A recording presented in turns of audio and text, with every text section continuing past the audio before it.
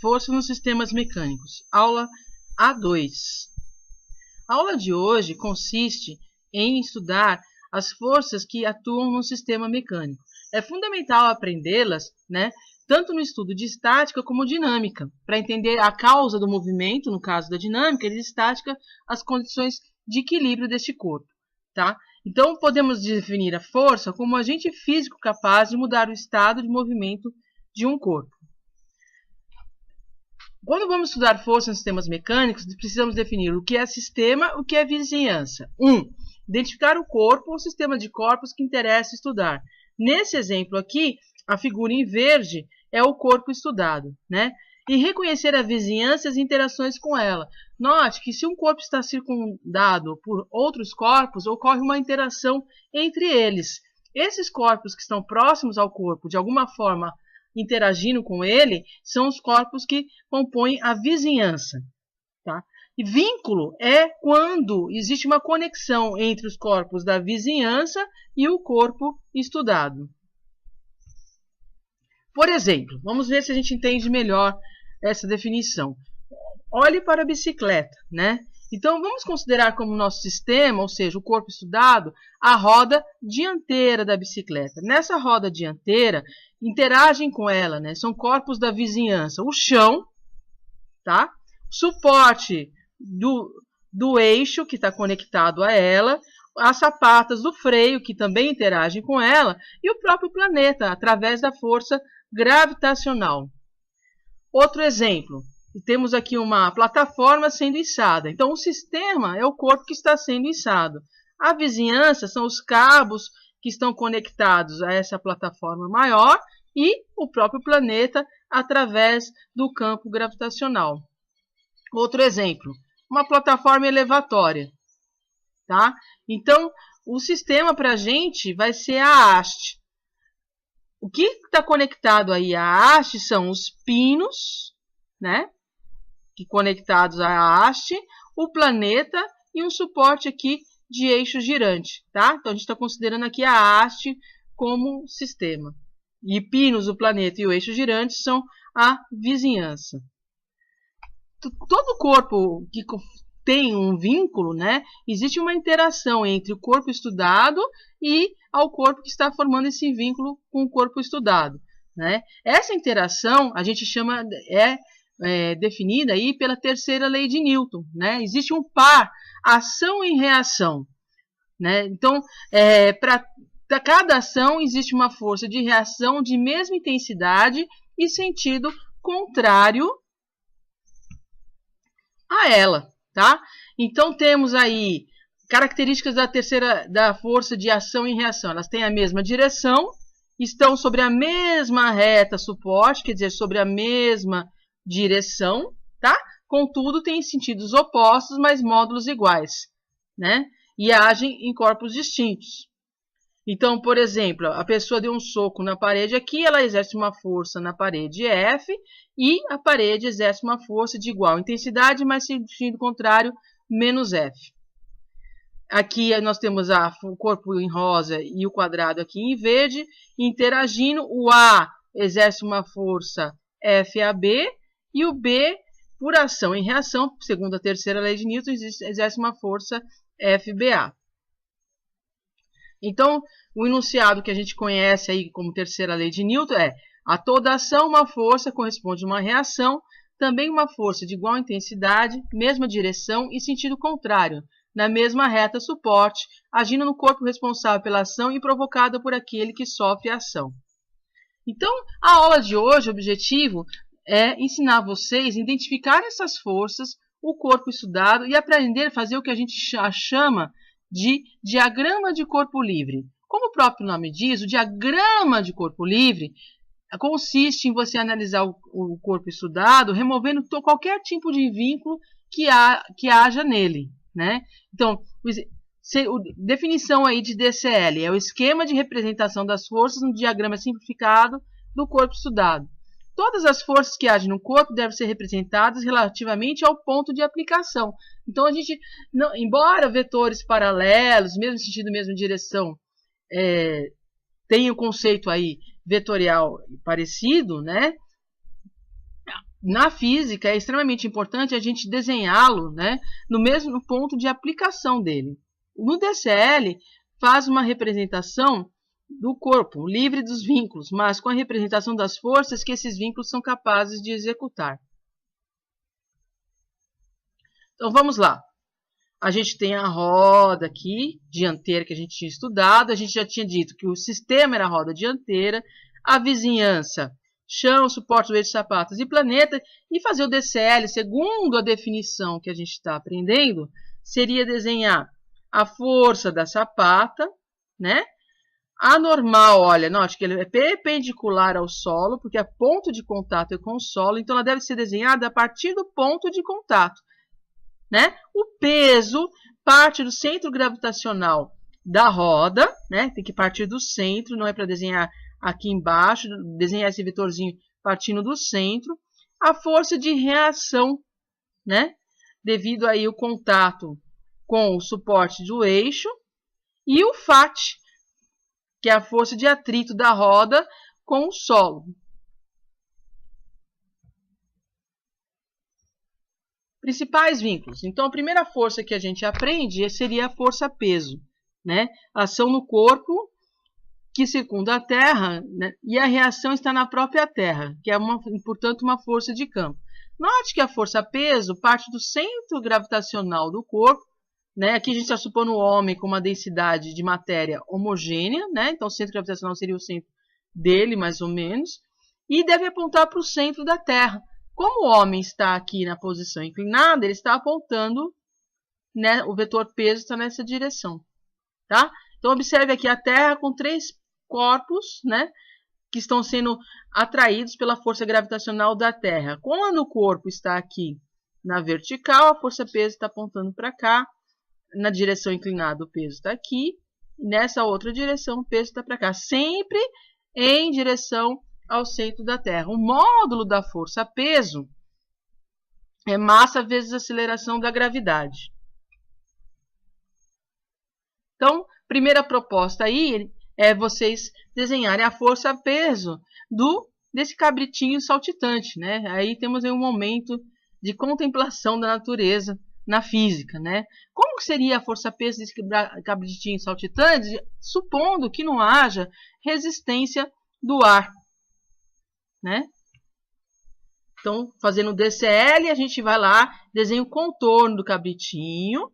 Não é necessário desenhar os detalhes, o focinho, o olhinho, os pelinhos, né? A pelagem do cabritinho. Você desenha apenas o contorno. Assim é no cabritinho, você faz em qualquer outro objeto. Você desenha o contorno e note que o vetor força-peso deve partir do centro do corpo. Força normal, né? Por definição, a força normal é uma força de contato entre duas superfícies, né? Ela age exatamente no ponto de apoio. Tem origem no ponto de apoio, né? E tem valor igual à força-peso quando você está lá no plano horizontal.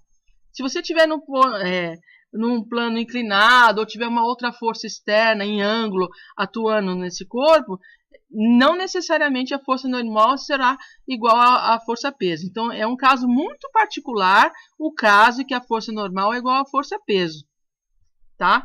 Então, e a força de contato normal pode estar em qualquer direção, não necessariamente sempre na vertical. Vejamos alguns exemplos, né? Aqui você tem os pés da moça, ela está nas pontas de pés, então os pontos de contato são aqui. Como são 2 pés, temos 2 normais.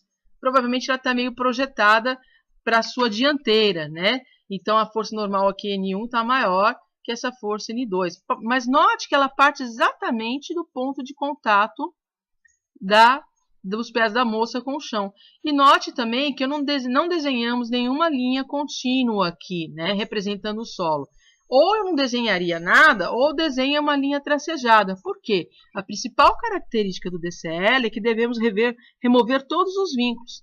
A mesma coisa com esse cavalinho aqui, né? Então a gente não desenha esse plano inclinado, desenha uma linha tracejada. Por quê? Devemos remover todos os vínculos. São 2 pontos de apoio, 2 normais. Note que a normal parte exatamente do ponto de contato.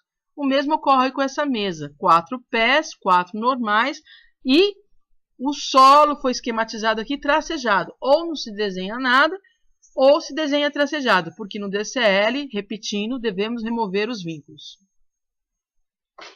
Vamos lá, olhando para a máquina de lavar, né? Se a gente olhar o tubo central que compõe a máquina de lavar, com um objeto na sua parede, né, esquecendo as outras forças que atuam nesse objeto, a normal estaria perpendicular a essa superfície de contato, então, portanto, apontando para o centro desse cilindro. Ou seja, necessariamente, a normal não deve sempre apontar para cima. Ela deve ser, sim, sempre perpendicular à superfície de contato, né? Então, vocês vão notar que na Física 1 são introduzidos alguns conceitos básicos aí da mecânica, né? Então, uma representação que vocês vão encontrar no livro do Merian, Mecânica Estática, me diz que quando você tem qualquer tipo de apoio numa superfície lisa, a representação do DCL é um vetor normal perpendicular a essa superfície de apoio. Note que no DCL, ó, a gente não repetiu esse tracejado do solo, né? Porque no DCL devemos remover os vínculos. E nos suportes deslizantes? Né? Suportes deslizantes do tipo rolete, do tipo suporte móvel, né? A gente também só tem normal. A única força que atua nesses suportes deslizantes são as forças normais, né? Então, isso aqui é uma nomenclatura que vocês têm que começar a se acostumar, que está presente lá no livro de Mecânica Estática do Merian, né? Então, aqui, ó, força normal perpendicular ao ponto de superfície. Uns exemplos práticos aí, às vezes a gente fala suportes deslizantes como exemplos tão distantes do nosso dia a dia, e não são, né? As esteiras rolantes para transportar objetos, aqui, ó, aqui são roletes, então são suportes deslizantes. Se a gente fosse fazer o DCL desses roletes, encontraria apenas a força normal em relação ao apoio, né? A rodinha desse carrinho aqui de um suporte de corredor de garrafas, uma ponte móvel, né? Na ponte móvel, essa parte que caracteriza a mobilidade da ponte também está apoiado aqui em 3 roletes. Então, se a gente fosse fazer o DCL, também o faria da forma que foi esquematizada aqui, sinteticamente. Então, se agora se eu pegar o mesmo homem sobre a superfície da Terra, como é que ficaria o DCL da pessoa apoiada na superfície do planeta? Bom, são 2 pés, né? Então, temos 2 normais, normal 1 e normal 2. As normais partem exatamente do ponto de contato, tá? E elas são perpendiculares à superfície, né? Nesse caso, a superfície aqui está inclinada. E a força-peso está apontando para o centro da Terra. E como é que ficaria a roda subindo o degrau? Né? Então, note aqui, ó, desprezando o atrito inicialmente, né? A gente tem uma roda e uma força F sendo aplicada nessa roda. E tem um degrau aqui. Então, quais seriam aí as forças que atuariam nessa roda? Né? Então, fazendo o DCL, eu tenho, primeiro, a roda tem um ponto de contato com o solo, que foi desenhado aqui de forma tracejada, porque é necessário remover os vínculos. Então, ela parte exatamente desse ponto de contato para cima. Desenhamos também tracejadamente a tangente, a pontinha aqui desse degrau, né? Então, a normal, que é perpendicular a essa linha tracejada, aponta nessa direção aqui, tá certo? Fora isso, não posso esquecer de desenhar a força F, que já existia, e a força peso, que parte do centro da roda. Outra força importante que estão presentes aí nos sistemas mecânicos é a força de tração, em cabos, corda, fios, correntes, né? Então, por exemplo, aqui a gente tem um exemplo do cabo de guerra, 2 cidadãos puxando aqui o cabo de guerra. Quando eles puxam, a corda se encontra tensionada, né? Existe uma força. Se o cabo de guerra estiver em equilíbrio, né, a gente vai ter uns 60 newtons para a direita e 60 newtons para a esquerda, por exemplo. Quando o pessoal no canteiro de obras, né, usa aqui uma polia para puxar um peso, para diminuir, para facilitar aí erguer a caixa, né, ele também está tensionando a corda, tá? Então, como definir aí o DCL desses sistemas? A gente desenha a caixa, né? E diz que aqui na corda está atuando uma tensão T. Note que o peso parte do centro do corpo. Aqui já temos um sistema de nós, né? Com o peso P apontando para baixo, tá certo? Então, se eu for fazer o DCL do nó que conecta as três cordas, eu teria três tensões diferentes, né? Lembrando que as cordas têm massa desprezível, né? Mas são cordas distintas, então os valores dessas tensões acabam aí sendo diferentes, também em função do fato de que esse ângulo aqui é de 45 graus, esse daqui é de 60 graus. Então, se a gente for utilizar a linguagem apresentada no Merriam, no livro de estática, vocês vão encontrar, temos aqui a caixa, a corda, e para representar no DCL, se traça uma tangente à corda. No caso de uma corda esticada, né, a tangente, a força de tensão ou tração está no mesmo sentido de direção do que a corda. Quando a gente tem cordas, né, que não estão perfeitamente esticadas, vamos traçar a tangente aqui ao ponto de aplicação e a força de tração estaria aqui na direção dessa tangente. Ah, professora, mas quando que a gente encontra aí as cordas que não estão perfeitamente esticadas? Basta a gente olhar os fios nos postes de iluminação, né, de transporte de corrente, né? Então, para eu desenhar o DCL desse cabo aqui, né, da tensão aplicada nesse cabo, eu vou traçar uma tangente que está atuando e o vetor tração ou tensão seria esse vetor em azul aqui. Outro exemplo, né? Então, se eu tiver um plano inclinado com uma esfera sobre ele, desprezando o atrito, né? Temos aqui um cabo que está preso no alto desse plano inclinado com um ângulo φ. Por outro lado, a gente observa que esse ângulo φ é diferente do ângulo de inclinação do plano, tá? Então, pergunta-se, né? Qual seria o DCL dessa esfera? Então, a gente, em primeiro lugar, nunca desenhamos uma linha contínua. Se queremos representar o plano inclinado, devemos desenhar tracejado ou simplesmente não desenhar, porque no DCL temos que remover os vínculos, ok? Veja, a força normal é perpendicular a esse plano, essa linha tracejada. A força-peso parte do centro da esfera, em direção aí à superfície terrestre. A tensão na corda, na direção da corda, né? Aqui a gente tem uma corda perfeitamente esticada, nem precisa se preocupar em traçar tangentes, né? Toma cuidado que o ângulo entre peso e essa normal aqui é o θ, que é o mesmo ângulo de inclinação do plano, mas o ângulo dessa corda é o φ, né? Que é o ângulo que a gente tem nesse plano, entre o cabo e o plano inclinado. Exercício 4. Então, a gente pretende fazer o DCL dessa esfera aqui, que está presa a uma parede na vertical, conectada a ela por meio de uma corda presa nesse ponto aqui. Né? Então, a primeira coisa, eu tenho que remover a parede para fazer o DCL, ou eu faço tracejado, ou eu não faço linha nenhuma. Né? Faço o contorno do objeto, que no caso é a esfera. O vetor normal aqui está na horizontal. Por quê? A força normal deve estar sempre perpendicular ao ponto de contato. Nesse caso, ela está perpendicular à linha vertical da parede. O vetor peso partindo do centro do objeto e a tensão aqui na direção da corda. A outra força que precisamos aprender para incluir nos nossos DCLs, né, ou diagramas de corpo livre, é a força de atrito.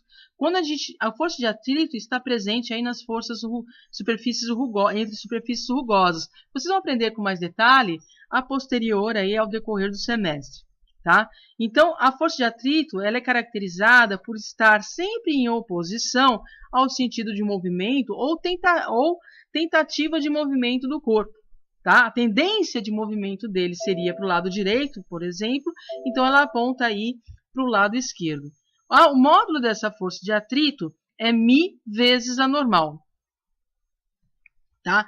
Então, a justificativa introdutória é que se você tem uma superfície de contato contato entre as superfícies rugosas, existem forças internas, né, nessa superfície de contato. Quando você exerce uma força externa para que o corpo de cima, em verde, realize aí o seu movimento ou a tendência de movimento, ocorre rompimento de ligações entre essas superfícies, esses pontos aqui de contato. Então, você consegue finalmente deslocar o corpo. Então, a força de atrito representa o rompimento dessas ligações instantâneas aí que existem entre esses dois tipos de superfícies. Existem ligações que são mais difíceis de romper, então são superfícies com maior coeficiente de atrito.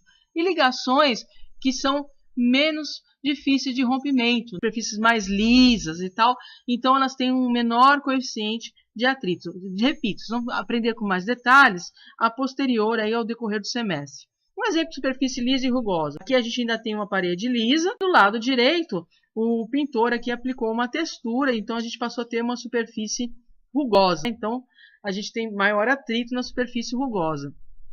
Segundo a notação do livro Merriam de estática de vocês, que vocês vão utilizar também como livro-texto, então se a gente tem um vínculo aqui apoiado numa superfície rugosa, ele possuirá duas forças no seu DCL. A normal, que é perpendicular ao ponto de contato, e o FAT, né, que é em oposição à tendência de movimento desse vínculo, né?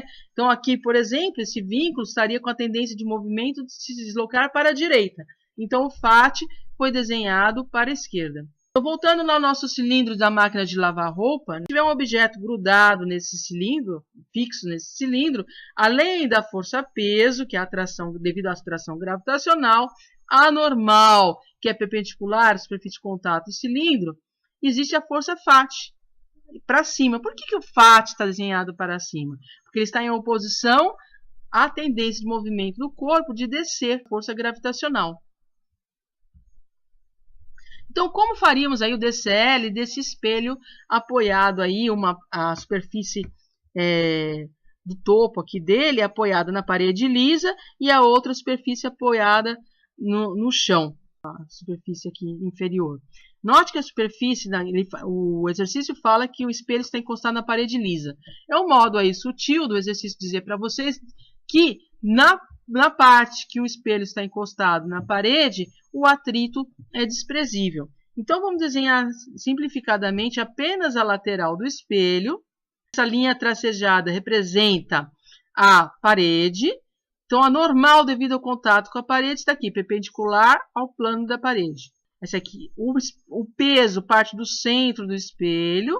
E essa parte com contato com o chão também possui uma normal perpendicular aqui ao chão. Note que a tendência do espelho é escorregar aí no sentido da sua direita. Portanto, o FAT está apontando para a esquerda em oposição ao sentido normal aí de movimento do espelho. Tá? Então, professora, mas se houvesse atrito com a parede, por exemplo, se fosse uma parede com textura, né? Então, o DCL seria parecido, né? A normal perpendicular à parede, a força-peso, a normal perpendicular ao chão, o FAT do chão, que a gente não alterou o tipo de solo, e apareceria aqui uma força FAT em oposição à tendência de escorregamento do espelho, apontando aí para cima. Correto? E outra simbologia que a gente precisa aprender é como fazer o DCL em articulações. Existem dois tipos de articulações que a gente estuda. A de pino fixo, que aí então existe um torque na articulação, e a pino livre, sem torque na articulação. Exemplo de articulação. O cotovelo da gente atua como articulação. A moça aqui segurando o halter atua como articulação. Aqui é outro exemplo de articulação entre essas duas partes aqui, dessa peça aqui, no topo do slide. Outro exemplo é que essa barra aqui, além de estar presa à parede por uma corda, existe uma articulação no ponto A, fixando a barra à parede. Tá? Então, o DCL de uma articulação, se for de pino livre, ela tem apenas componente horizontal e componente vertical. Se for de pino fixo, além das componentes horizontais e verticais, nós devemos indicar aqui a presença de um torque ou momento de força. Esse torque ou momento de força é sempre em oposição à tendência de movimento da articulação, indica que de maneira alguma essa articulação se moverá, porque é uma articulação de pino fixo. Ok? Qual o significado físico do A de X e o A de Y? Em geral, o A de Y representa uma força normal com o pino da articulação e o A de X indicaria aí um certo atrito que existe entre a articulação e o pino que conecta a haste no suporte. Em geral. Similar à articulação de pino fixo, existe aí os suportes fixos e engaste. Também são representados por A de X, A de Y e um torque em sentido contrário a essa tendência de movimento. Exemplos aí de engaste e suportes fixos, né? Então a gente tem lá escadas em suportes fixos aqui que é uma viga. Aqui a gente tem um pilar com as vigas engastadas nele. Então você encontra muito isso na construção civil, tá? Então a representação desses suportes fixos e engastes, né, é sempre pela componente A de X, A de Y e o torque em sentido contrário aí o que seria a tendência de movimento delas, tá? Então aqui a gente tem uma articulação, uma haste articulada com um pino A aqui, com pino livre. Se a gente diz que é pino livre, acabamos de ver que as forças de reação na articulação é o R de X e o R de Y. Só que se a gente fizer o DCL da haste, além das forças na articulação, existe a força de peso na haste, e nesse exemplo aqui existe uma esferinha pendurada aqui bem na extremidade do ponto B. Aqui a gente desenha o vetor Q, que representa o vetor força-peso da carga que foi pendurada nesse ponto B, além da corda T. Um exemplo prático de haste articulada, só que aqui de pino livre, seria um experimento aí que futuramente vocês vão fazer no laboratório. Temos a barra horizontal, um fio de nylon e um pino que prende essa barra horizontal a essa barra vertical, ok? Bom, então agora, pessoal, tem um exemplo da haste com conexão articulada, só que ao invés de ser pino livre, é pino fixo. Portanto, temos torque na articulação, ou seja, na articulação temos a força de reação horizontal e vertical, o torque na articulação, que é contrário à tendência de movimento da articulação. Veja, a tendência dessa articulação é rotacionar no sentido horário, temos a tração na corda, a carga Q e o peso no centro da barra, tá? A diferença em relação ao anterior, que agora temos um torque aqui no sentido anti-horário, indicando que essa articulação não rotaciona de modo algum. Então vamos pensar aqui na garota aí segurando o halter. Ela fixou o halter numa determinada posição, então o cotovelo dela vai atuar como uma articulação de pino fixo. Então existe a força-peso do halter, né? O peso aqui do antebraço da menina. Como o cotovelo é uma articulação, tem componente Rx e Ry. Se é pino fixo, então existe o vetor torque, o momento de força aí no sentido anti-horário em verde, está desenhada em verde, o vetor torque, ok? E aí vem a proposta para vocês. A haste articulada, apresentada na figura, ó, tem uma articulação no ponto A, uma haste, uma carga Q pendurada e uma força F apontando para a esquerda.